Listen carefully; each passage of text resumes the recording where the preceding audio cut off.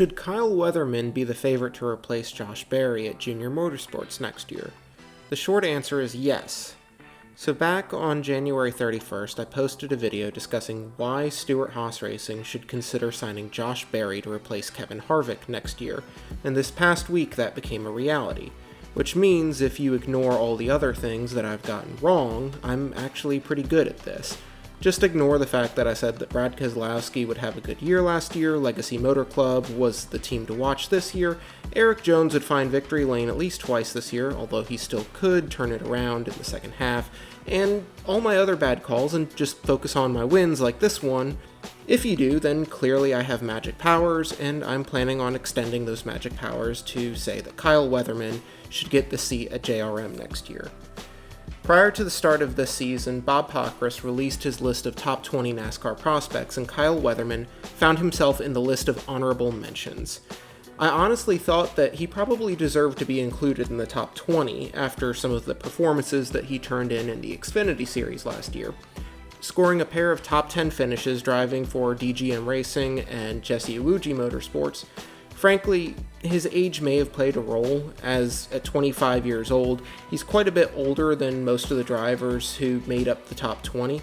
But despite not making the top 20 on the list, it seems that everyone who talks about Weatherman has nothing but high praise for his driving ability.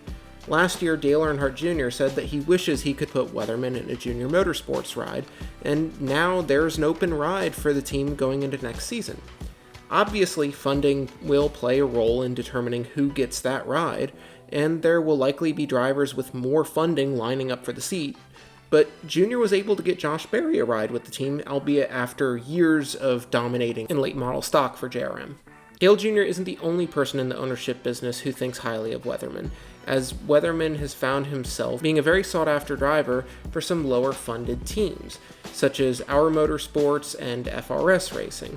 Last year, Jesse Iwuji stepped aside from his own ride with his own team for several races to put Weatherman in the seat because he felt that Weatherman provided the team with a better chance of being competitive. One thing that may give Weatherman an advantage when it comes to the possibility of finding a home at JR Motorsports is that he apparently already has a relationship with the team, having done some simulator work for the team.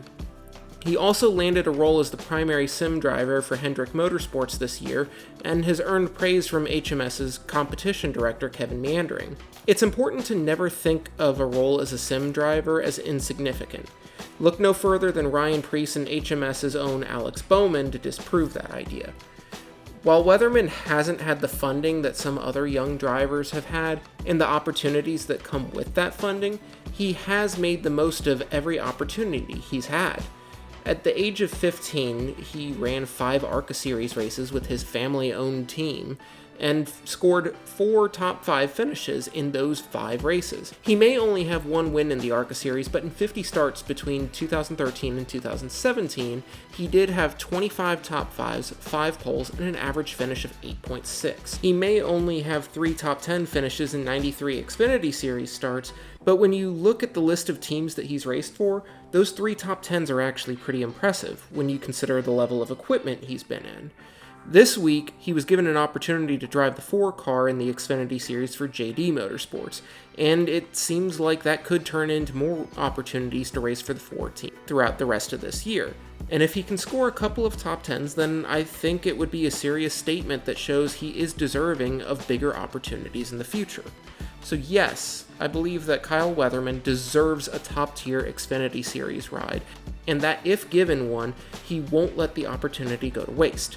He has a habit of doing more with less, so if he's given top-tier equipment, I believe that he can make some serious noise in the Xfinity Series next year, and maybe one day work his way up to the Cup Series the old-fashioned way, just like Josh Berry. So, just a short video today. If you've enjoyed it, please leave a like to boost it in the algorithm, and feel free to share with a friend. Thanks for watching, and have a great day.